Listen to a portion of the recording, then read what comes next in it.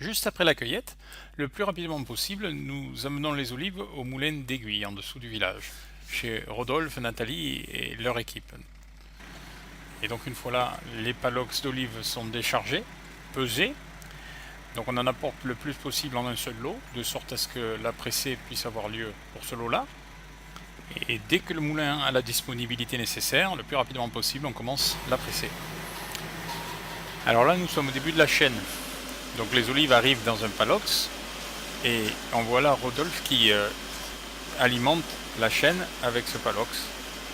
Donc on voit les olives qui tombent dans l'entonnoir, la trémie, là, l'entonnoir géant. On voit qu'il y a pas mal de feuilles, donc ça a dû être cueilli avec un peigne. Voilà. Et on va voir donc un tapis roulant qui petit à petit va consommer ces olives pour les amener dans la chaîne. Donc le tapis roulant, il est là.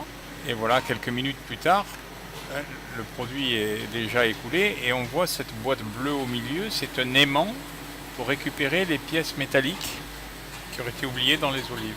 Et alors ça, c'est une soufflerie là qui souffle pour éliminer les feuilles, enfin qui aspire. Ces feuilles sont aspirées dans le gros tuyau et partent à l'extérieur. Ensuite, les olives sont lavées à grande eau pour nettoyer des impuretés, de la terre. Là, il y a un autre filtre qui récupère à nouveau le peu de feuilles qui restent dans de l'eau. Elles passent à travers de la grille. Et puis, elles repartent dans une autre trémie, donc un autre tapis roulant, pour accéder jusqu'au broyeur. Donc la machine qui est là derrière, c'est un broyeur qui les écrase, qui écrase la pulpe, les noyaux, la peau, et qui va en faire une pâte broyée. Alors il y a ce tuyau contre le mur qui va amener cette pâte sous pression de l'autre côté du mur. Là on retrouve le tuyau pour aller dans un malaxeur à 3 niveaux. Voilà, ça c'est 3 niveaux superposés sur le malaxeur. Alors ça commence par chauffer la pâte à une température de 27 degrés. Donc ça la met à la température, on va dire, un peu plus chaude qu'ambiante. Et ensuite ça malaxe pour en faire une pâte homogène. Donc ce broyat devient une pâte homogène à température 27 degrés. Et il est malaxé dans les différents niveaux et il part ensuite vers une centrifugeuse. On rajoute de l'eau, là c'est le robinet que vous voyez. Et la centrifugeuse, elle, sépare d'une part l'huile et l'eau d'un côté et des résidus noyaux et de la peau et d'un peu d'eau aussi de notre côté. Donc on voit ça dans les deux bacs, l'huile et l'eau assez propres d'un côté et la peau, les noyaux, les résidus de noyaux et un peu d'eau de l'autre côté.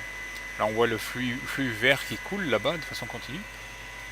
Et alors le résidu noyau et peau est récupéré, et ça s'appelle les grignons, et ça c'est réutilisé comme amendement ou pour le savon de Marseille par exemple. Donc c'est récupéré par une vis sans fin à l'extérieur, on voit les tas qui se forment là, et recyclé évidemment, d'une part, et d'autre part, l'huile et l'eau passent par une canalisation verticale et vont vers cet appareil là-bas au fond, qui est une seconde centrifugeuse. Et là, elle a pour fonction de séparer l'huile de l'eau.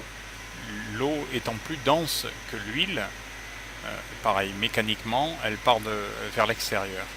Donc elle est récupérée, elle aussi, réutilisée. Ce sont les margines, des fins d'amendement, je crois. Et de l'autre côté, l'huile coule.